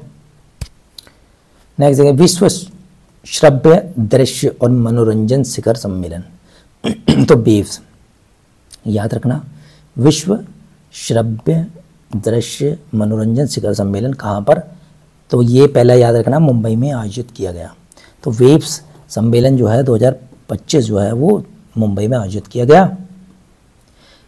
अब फिल्म, मीडिया, संगीत, गेमिंग, एनिमेशन जैसे रचनात्मक क्षेत्रों से आय अर्जित करने वाली अर्थव्यवस्था को क्रिएटिव या फिर ऑरेंज इकोनॉमी कहते हैं। तो ऑरेंज इकोनॉमी किस लिए बोलते हैं, जो फिल्म बनाते हैं, मीडिया, संगीत, गेमिंग, एनिमेशन, ये सब क्या है, ऑरेंज इकोनॉमी है, क्रिएटिव इकोनॉमी है। इसी आर्थिक क्षेत्र को गति प्रदान करने के लिए विश्व श्रव्य दृश्य और मनोरंजन शिखर सम्मेलन वेव्स 2025 जो है मुंबई में आयोजित किया गया, इसी को बढ़ावा देने के लिए। तो वेव्स अगर मैं बात करूं, world audio visual and entertainment summit, waves कहते हैं, मीडिया और मनोरंजन क्षेत्र का भारत सरकार द्वारा आयोजित प्रथम वैश्विक शिखर सम्मेलन। तो प्रथम वैश्विक शिखर सम्मेलन है, इंपॉर्टेंट है। यह पहला आयोजन 1 से 4 मई 2025 को मुंबई के जियो वर्ल्ड कन्वेंशन सेंटर पे हुआ। तो 1 से 4 मई इंपॉर्टेंट है, 1 से 4 मई को आयोजित किया गया। ठीक है जी। सम्मेलन की परिकल्पना जो है कनेक्टिंग क्रिएटर, कनेक्टिंग कंट्रीज, जो एक तरह से इसका परिकल्पना थी। अच्छा, प्रधानमंत्री नरेंद्र मोदी ने महाराष्ट्र दिवस के दिन इसका भव्य उद्घाटन किया गया। इसमें 100 से अधिक देशों के कलाकार शामिल हुए थे। और इसका जो आयोजन है वो है भारत के सूचना एवं प्रसारण मंत्रालय ने महाराष्ट्र सरकार के सहयोग से किया। सही है। भारत ने वेब्स मंच से वर्ष 2029 तक क्या 50 अरब डॉलर के M&E बाजार को साकार करने का लक्ष्य रखा है। तो इस बाजार को जो मीडिया वगैरह है, इसका बाजार को क्या है 50 अरब डॉलर तक बढ़ाने की 2029 तक लक्ष्य रखा। चलिए एक चीज़ और इम्पोर्टेंट जो देखिए, सम्मेलन के तहत ग्लोबल मीडिया डायलॉग 2025 का आयोजन किया गया, जिसमें 77 देशों ने भागीदारी ली। तो ग्लोबल मीडिया डायलॉग, इस सम्मेलन के दौरान भारत सरकार ने भारतीय रचनात्मक प्रौद्योगिकी संस्थान Indian institute of creative technology IICT की स्थापना भी की। तो मुंबई में क्या है कि भारतीय रचनात्मक प्रौद्योगिकी संस्थान, अगर पूछे कि भारतीय रचनात्मक प्रौद्योगिकी संस्थान Indian institute of creative technology कहाँ पर है, कहाँ पर स्थापना की गई, तो ये मुंबई में की गई। ठीक है जी। चलिए एक चीज़ और है कि न्यूजीलैंड के स्क्रीन कैंटरबरी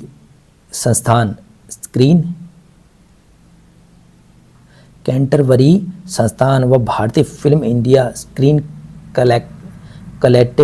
कलेक्टिव ने मिलकर क्या न्यूजीलैंड में प्रथम भारतीय फिल्म महोत्सव आयोजन करने का प्रस्ताव रखा। तो न्यूजीलैंड में भी क्या प्रथम भारतीय फिल्म महोत्सव रखा जाएगा। ठीक, तो ये हो गया। बाकी एक चीज़ और बता देता हूँ मैं। चलिए नेक्स्ट टॉपिक है दोस्तों नई शिक्षा नीति और त्रिभाषा सूत्र विवाद। देखिए नई शिक्षा नीति 2020 में आपको पता है हाल ही में क्या हुआ है कि फरवरी मार्च 2025 में समग्र शिक्षा अभियान SSA और PM श्री योजना के तहत तमिलनाडु को मिलने वाली लगभग 2000 करोड़ रुपए की राशि नई शिक्षा नीति 2020 को ना स्वीकारने के लिए रोक दी गई। अच्छा देखो, तो मैं एक चीज़ टॉपिक सिंपल भाषा में बता देता हूँ। देखिए हर साल स्टेट्स को क्या है सेंट्रल गवर्नमेंट की तरफ से समग्र शिक्षा अभियान या फिर है ना PM श्री योजना के तहत कुछ पैसा कुछ फंड जो है स्टेट्स को दिया जाता है। इस बार तमिलनाडु को 2100 करोड़ के आसपास 2150 करोड़ जो है वो देना था सेंट्रल गवर्नमेंट को।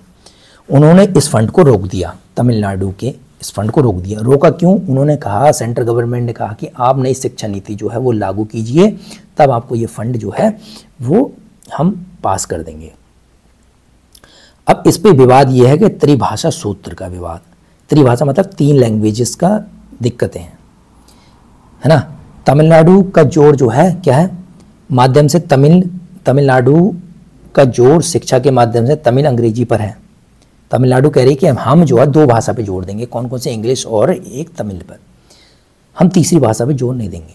सेंट्रल गवर्नमेंट कह रही है कि आप 3 भाषा जो कि शिक्षा नीति के तहत है, नई शिक्षा नीति के तहत 3 भाषा पर उस पर जोर दीजिए, है ना। तो उन्होंने कहा है कि आप अंग्रेजी और मातृभाषा जो भी आपकी मातृभाषा है, जैसे तमिल है तो तमिल, अंग्रेजी और तीसरी कोई भारतीय भाषा आप कोई भी ले सकते हैं, जरूरी नहीं है आप हिंदी, कोई भी भाषा आप अडॉप्ट कर सकते हैं, उस पर भी थोड़ा ध्यान दीजिए। दैट्स वेल एंड गुड, ठीक है, हिंदी जरूरी नहीं है। तो इस चीज़ पर अब यहाँ पर क्या है, अब पैसा तो आ नहीं रहा है, तो ये चले गए वहाँ की गवर्नमेंट जो चली गई, स्टेट गवर्नमेंट, तमिलनाडु जो गवर्नमेंट है वो चली गई सुप्रीम कोर्ट के भाई हमारा पैसा जो है वो हमें नहीं दिया जा रहा शिक्षा के लिए। तो सेंट्रल गवर्नमेंट ने क्या है ये कहा कि ये जो है असंवैधानिक तथा संघीय भावना के विरुद्ध है। इस पर क्या है सुप्रीम कोर्ट में जब गए, ठीक है, तो इसमें तमिलनाडु गवर्नमेंट के मुख्यमंत्री जो है MK स्टालिन, उन्होंने कहा भाषाई ब्लैकमेल है, आप भाषा के नाम पे हमें ब्लैकमेल कर रहे हैं। और सुप्रीम कोर्ट ने 12 मई 2025 को दिए निर्णय को स्पष्ट किया कि नेशनल न्यू एजुकेशन पॉलिसी लागू करना जो है करने के लिए बाध्य नहीं किया जा सकता। तो एक तरह से सुप्रीम कोर्ट ने ये डिसीजन दिया है कि आप जो है स्टेट गवर्नमेंट को, किसी भी स्टेट गवर्नमेंट को ये आप बाध्य नहीं कर सकते कि न्यू एजुकेशन पॉलिसी लागू करनी है या नहीं। That's fair, okay. तो यहाँ तक हो गई। तो आपको समझ में आ गई न्यू एजुकेशन पॉलिसी को लेकर क्या चीज़ें दिक्कतें आ रही हैं स्टेट के बीच में। अब एक चीज़ है, नई शिक्षा नीति का परिचय थोड़ा सा बता देता हूँ मैं। तो 29 जुलाई 2020 को नई शिक्षा नीति जो है तीसरा बड़ा सुधार जो है एक के रूप में शिक्षा के क्षेत्र में एक सुधार के रूप में इसको लागू किया गया। तो इसका जो अध्यक्ष थे के कस्तूरी रंजन की अध्यक्षता में इस समिति का पहले एक समिति बनाई गई। उसके तहत यह इस नीति के तहत क्या है, लक्ष्य जो है 2040 तक भारत को वैश्विक ज्ञान महाशक्ति के रूप में बनाना। तो भारत को 2040 तक वैश्विक ज्ञान महाशक्ति बनाना। अच्छा, नई शिक्षा नीति में मातृभाषा यानी कि स्थानीय भाषा को प्राथमिकता देते हुए त्रिभाषा यानी कि 3 भाषाओं का फॉर्मूला दिया गया है, बल दिया है। पहली भाषा आप मातृभाषा या फिर स्थानीय क्षेत्रीय भाषा हो सकती है, कोई भी, जैसे हिंदी वाले तो हिंदी, साउथ में कोई तमिल है तमिल, तो कुछ भी हो सकती है। फिर दूसरी भाषा अंग्रेजी हो सकती है या फिर कोई अन्य भाषा हो सकती है, कोई भी भारतीय भाषा अंग्रेजी। तीसरी भाषा अन्य भारतीय भाषा, कोई भी तीसरी भाषा, गैर हिंदी क्षेत्र में हिंदी हो सकती है या फिर कुछ और भी हो सकती है, जो भी आप चाहें। तो ये 3 भाषा के लिए है। भारतीय संविधान में भाषा से जुड़े कुछ प्रावधान हैं, जैसे 120 में संसद में प्रयोग की जाने वाली भाषा, और 343 में संघ की भाषा हिंदी और लिपि जो है देवनागरी होगी। ये 343 में कहा गया है। उसके बाद 344 में राजभाषा के संबंध में आयोग के बारे में बताया गया। 345 में राज्य की राजभाषा या राज्य भाषाओं के बारे में बात की गई है। और 348 में उच्चतम न्यायालय और उच्च न्यायालयों और अधिनियमों, विधेयक आदि के लिए प्रयोग की जाने वाली भाषा के बारे में बात की है। ठीक है जी, यहाँ तक ये इंपॉर्टेंट थे, बाकी आप देख लेना इसमें, है ना। अनुच्छेद 351 में हिंदी भाषा के विकास और प्रसार के लिए संघ के कर्तव्यों का वर्णन किया है। तो आप 51 में क्या कहा है कि हिंदी भाषा के विकास और प्रसार के लिए संघ के कर्तव्य हैं, कुछ डायरेक्टिव्स हैं। 350 का खा और ए ये दोनों हैं प्राथमिक स्तर पर। देखो 350 क्या है, 350 कहता है शिकायतों के विवरण हेतु प्रयोग की जाने वाली भाषा, कि आप कोई भी भाषा में शिकायत का विवरण किया दे सकते हो। 350 का ए क्या कहता है कि प्राथमिक स्तर पर, प्राइमरी स्तर पर जो है मातृभाषा में शिक्षा की सुविधा होनी चाहिए। 350 बी क्या है, भाषाई अल्पसंख्यक वर्गों के लिए विशेष अधिकारी होना चाहिए, है ना। लिंग्विस्टिक माइनॉरिटी आपका अधिकारी होना चाहिए, सही है। चलिए एक चीज और है, देखो विजिंगजम अंतर्राष्ट्रीय डीप वाटर बहुउद्देशीय बंदरगाह राष्ट्र को समर्पित हुआ है। विजिंगजम अंतर्राष्ट्रीय डीप वाटर बंदरगाह, पोर्ट के बारे में बात हो रही है। विजिंगजम बंदरगाह जो है कहाँ पर है, तिरुवनंतपुरम केरल में है, याद रखना है। तो ये विजिंगजम अंतर्राष्ट्रीय डीप वाटर बंदरगाह कहाँ पर है, तिरुवनंतपुरम केरल में। तो अगर ये नाम आपको अटपटा लग रहा हुआ, विजिंगजम, कहीं चाइना वाइना मत लगा देना, देखो ये इंडिया में है, केरल में है, तिरुवनंतपुरम में है, ठीक। अरब सागर तट पर स्थित है। तो अरब सागर तट पर स्थित है, समझ में आ गई। ये इंपॉर्टेंट है, बस इतना ही, जितना मैं बता रहा हूँ बस वही याद रखना है, इसमें जाके जरूरत नहीं है। तो एक तरह से देश का पहला क्या है, समर्पित डीप वाटर कंटेनर ट्रांसशिपमेंट बंदरगाह है। डीप वाटर है और नेचुरल पोर्ट है एक तरह से, ठीक है। ये नेचुरल पोर्ट भी है, याद रखना, नेचुरल पोर्ट है और डीप वाटर पोर्ट है। ट्रांसपोर्ट, कंटेनर ट्रांसपोर्ट के लिए यूज होगा, है ना। यह भारत के कुछ गहरे प्राकृतिक बंदरगाहों में से एक है। मैंने बताया प्राकृतिक बंदरगाहों में से ऐसा जब जिसकी गहराई लगभग 20 मीटर कुछ स्थानों पर 24 मीटर तक है। सही है।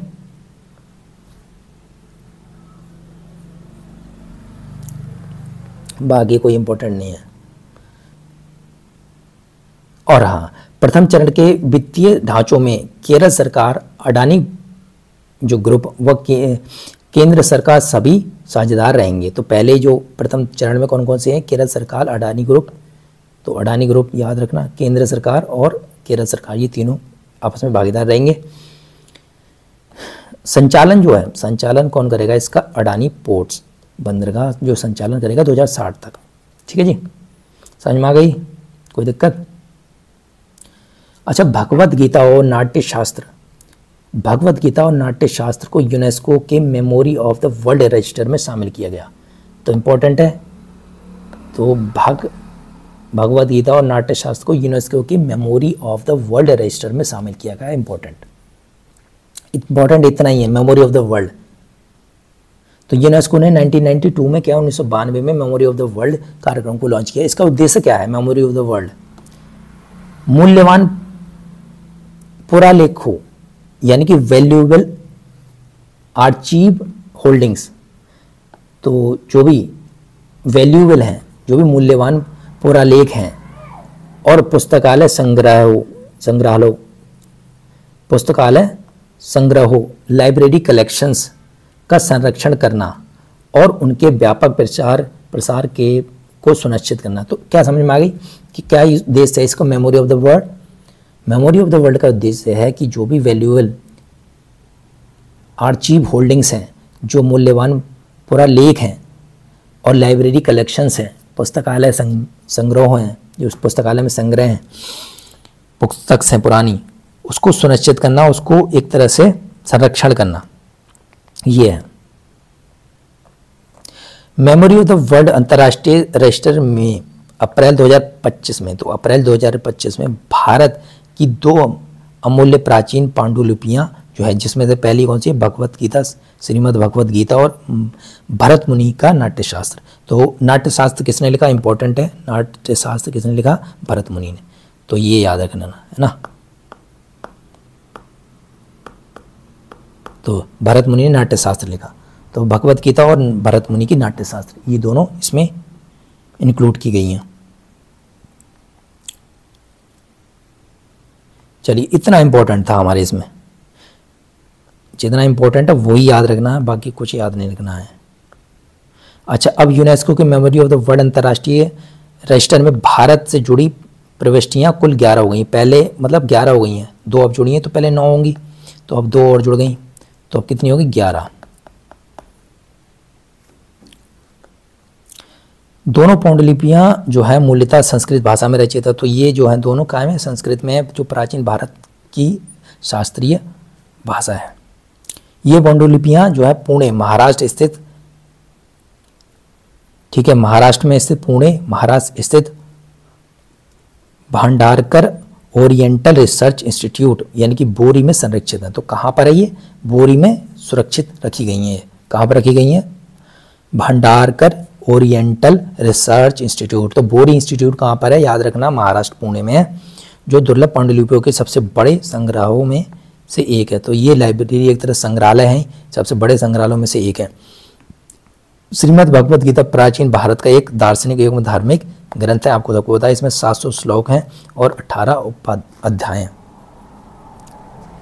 तो आपको पता है कि अर्जुन और भगवान कृष्ण के बीच में इसमें संवाद है, तो आपने पढ़ी होगी मोस्टली ने। दूसरा जो मैं, ठीक है, चलो, इसे महर्षि वेदव्यास द्वारा संकलित माना गया। तो महर्षि वेदव्यास द्वारा संकलित माना गया। दूसरा आता है नाट्यशास्त्र। नाट्यशास्त्र भारतीय प्रदर्शन कलाओं, नाट्य, नाटक और संगीत पर लिखित प्रथम विस्तृत ग्रंथ है। तो ये नृत्य, नाटक, संगीत पर लिखे हुए एक ग्रंथ है, जिसकी रचना ऋषि भरत मुनि ने की थी। तो किसने की? भरत मुनि ने की गई। अच्छा, दूसरा, अच्छा, यूनेस्को के अनुसार यह ग्रंथ लगभग 2री शताब्दी ईसा पूर्व, ठीक है, 200वीं BC में संहिताबद्ध कोडिफाई किया गया। अब दूसरी चीज, नाट्य शास्त्र को प्राचीन परंपरा में नाट्य वेद या फिर पंचम वेद भी कहा जाता है। तो पंचम वेद अगर पूछे या फिर नाट्य वेद बोले तो कौन सा है? नाट्य शास्त्र। पंचम वेद कौन सा है? नाट्य शास्त्र। सही है जी। नेक्स्ट देख लेते हैं एक बार महाकुंभ के बारे में। महाकुंभ तो आपने मोस्टली चीज़ें पढ़ रखी होंगी, ज़्यादा इसमें बताऊंगा। तो महाकुंभ 2025 आपको पता है प्रयागराज में हुआ, बहुत ही सफल आयोजन हुआ।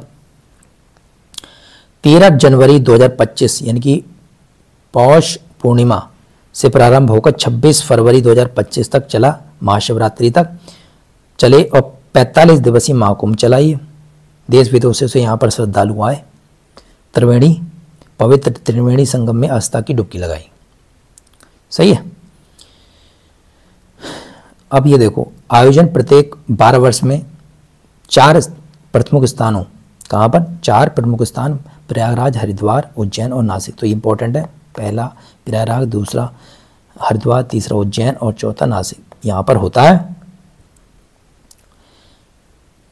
अच्छा, 13 जनवरी 2025 से लेकर 26 फरवरी 2025 प्रयागराज में गंगा, यमुना और अदृश्य सरस्वती नदी, ठीक है, अर्थात संगम के पवित्र तट पर महाकुंभ का आयोजन किया गया।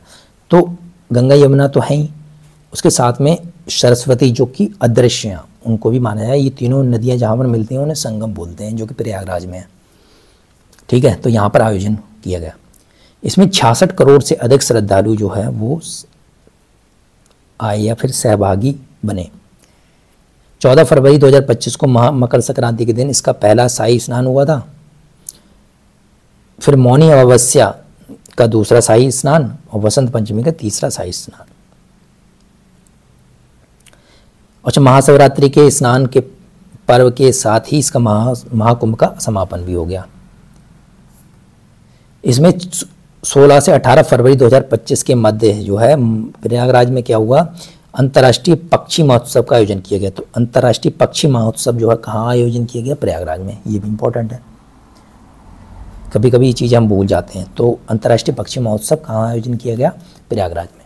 मैं तुम्हें क्वेश्चन इसलिए बता रहा हूँ, क्वेश्चन से ही बता रहा हूँ जिससे कि तुम्हें याद रहे, वो चीज़ रिकॉल होते रहे।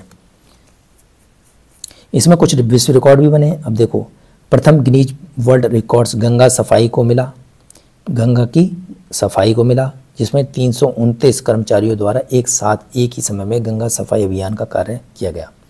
दूसरा, 2025 प्रयागराज मेला क्षेत्र के अलग अलग जोनों में एक साथ 19,278 सफाई कर्मियों ने मिलकर सफाई की और एक नया वर्ल्ड रिकॉर्ड बनाया।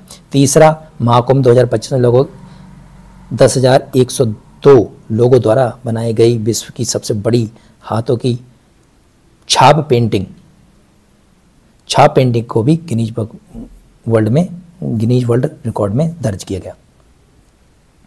बाकी इतना कुछ नहीं है ना। इसमें मुख्यमंत्री योगी आदित्यनाथ द्वारा महाकुंभ नगर में आयोजित बौद्ध महाकुंभ यात्रा का शुभारंभ भी किया। तो बौद्ध महाकुंभ यात्रा का भी शुभ आरंभ किया गया। साथ में महाकुंभ के दौरान प्रयागराज में कुंभ की आस्था और जलवायु परिवर्तन सम्मेलन का भी शुभ आरंभ किया गया। तो एक सम्मेलन क्या नाम है? कुंभ की आस्था और जलवायु परिवर्तन। चलो नेक्स्ट देख लेते हैं। तो प्रयागराज के बाद अगला जो महाकुंभ है, देखो इंपॉर्टेंट यहाँ आ जाता है, इंपॉर्टेंट है, नासिक में होगा। क्या? 2027 में महाकुंभ 2027 में होगा नासिक में, गोदावरी नदी के तट पर।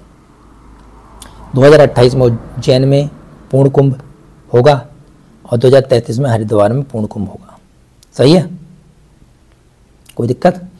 तो याद रखना भाई। प्रयागराज में पिछला महाकुंभ जो है 2013 में हुआ था, समाजवादी पार्टी के कार्यकाल के दौरान। अब कुंभ जो है 2017 वर्ष 2017 में यूनेस्को द्वारा intangible cultural heritage of humanity के रूप में मान्यता दी गई है। तो यूनेस्को की लिस्ट में है ये, याद रखना कुंभ, तो पता होगी। चलिए तो ये इम्पोर्टेंट मैंने आपको बता दिया।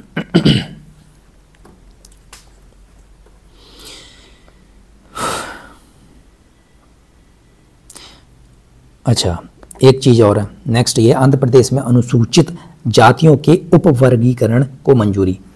आंध्र प्रदेश, भारतीय संविधान का अनुच्छेद 341 और 42 राष्ट्रपति को अनुसूचित जाति SC एवं ST की सूचियों को अधिसूचित करने तथा संसद को ये सूचियां बनाने की शक्तियां प्रदान की हैं। तो इसकी सूचियां कौन बनाता है? संसद, पार्लियामेंट। और राष्ट्रपति को ये अधिसूचित करने का अधिकार दिया गया है आर्टिकल 341 और 342 के तहत राष्ट्रपति को। अच्छा, भारतीय संविधान के अनुच्छेद कौन सा 15 क्लॉज 4 और 16 क्लॉज 4 राज्य एवं केंद्र सरकार को अनुसूचित जाति और अनुसूचित जनजाति के सदस्यों के लिए सरकारी सेवाओं में सीटें आरक्षित करने में सक्षम बनाते हैं। तो ये क्या है? ये आर्टिकल 15 क्लॉज 4 और 16 क्लॉज 4 क्या केंद्र सरकार को एक SC और ST के लिए सरकारी सेवाओं में, जो सेंट्रल गवर्नमेंट की सीटों के लिए आरक्षण का एक तरह प्रावधान है इसमें।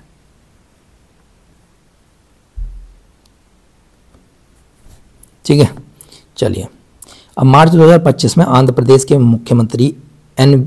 चंद्रबाबू नायडू, ठीक है, N. चंद्रबाबू नायडू की अध्यक्षता में मंत्रिमंडल ने राज्य में क्या है, अनुसूचित जातियों के उपवर्गीकरण से संबंधित सिफारिशों को स्वीकृति प्रदान की। तो SC ST तो हैं, उसमें भी मान लो, देखो ऐसा क्या होता है ना, हर कम्युनिटी में कुछ लोग ही कैटेगरी का फ़ायदा ले पाते हैं। तो इसको कैटेगरी को दूसरी कैटेगरी में जो कुछ सच में जिनको ज़रूरत है वहाँ तक पहुँचाने के लिए सब कैटेगरी की जाती है। तो क्या है, इसमें उपवर्गीकरण किया जा रहा है। तो यही तो वर्गीकरण के लिए मंजूरी दी है। तो इस आयोग की सिफारिशों को आंध्र प्रदेश विधानसभा में मार्च 2024 में प्रस्तुति प्रदान की गई थी। और आंध्र प्रदेश सरकार ने उपवर्गीकरण पर सेवानिवृत्त IAS अधिकारी राजीव रंजन मिश्रा की अध्यक्षता वाले एक सदस्यीय आयोग का गठन किया। तो इसकी उपवर्गीकरण सब कैटेगरी करने के लिए, इसकी सही से रिसर्च करने के लिए एक आयोग का गठन किया गया, जो है राजीव रंजन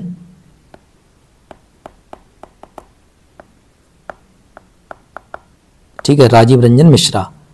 तो याद रखना अध्यक्ष कौन है? राजीव रंजन मिश्रा, इंपॉर्टेंट है SC ST के सब कैटेगरी करने के लिए।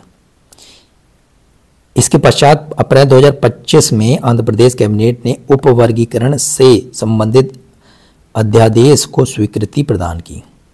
तो अब मैंने अभी बताया था आपको उपवर्गीकरण क्या होता है। सामान्य अर्थ में उपवर्गीकरण किसी भी क्षेत्र श्रेणी को छोटी या अधिक विशिष्ट उप श्रेणियों में विभाजित करने की प्रक्रिया है। अनुसूचित जाति और में उपवर्गीकरण में अनुसूचित जाति समूह को छोटी छोटी उपजातियों में विभाजित किया जाएगा। इसके माध्यम से शिक्षा रोजगार में आरक्षण का उचित वितरण किया जाएगा। समझे?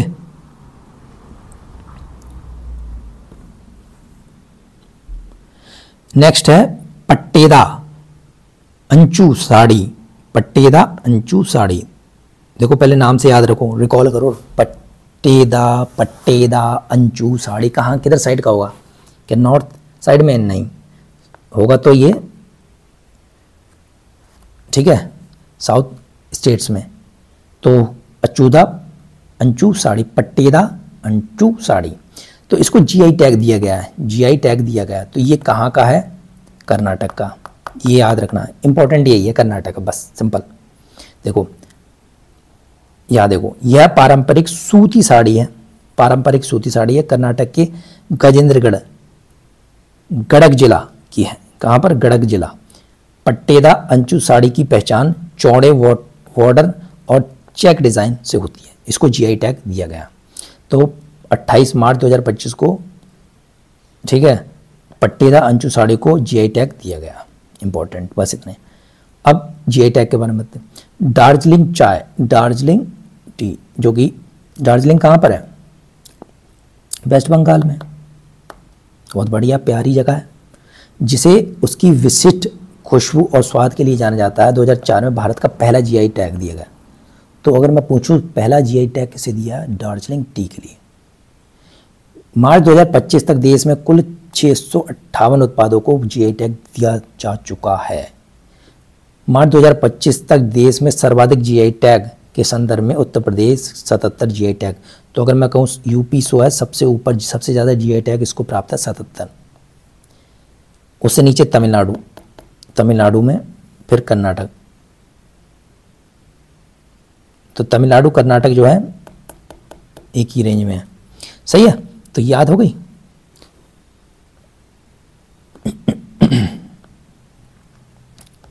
समझ में आ गई?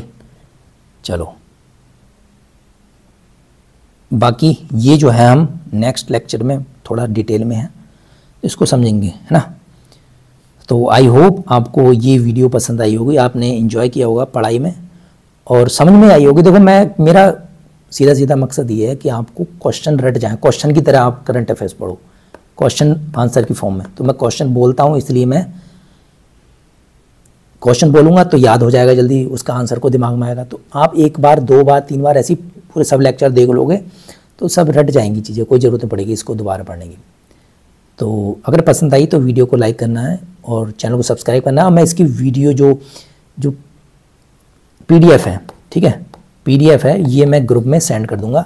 विकास राजपूत ऑफिशियल ग्रुप है, तो लिंक नीचे डिस्क्रिप्शन में, उसमें जाके आप वहाँ से डाउनलोड कर लेना और पढ़ना। तो नेक्स्ट लेक्चर में हम आगे का कंटिन्यू करेंगे। आई होप आपको वीडियो पसंद आई हो। मिलते हैं नेक्स्ट वीडियो में। जय हिंद, जय भारत।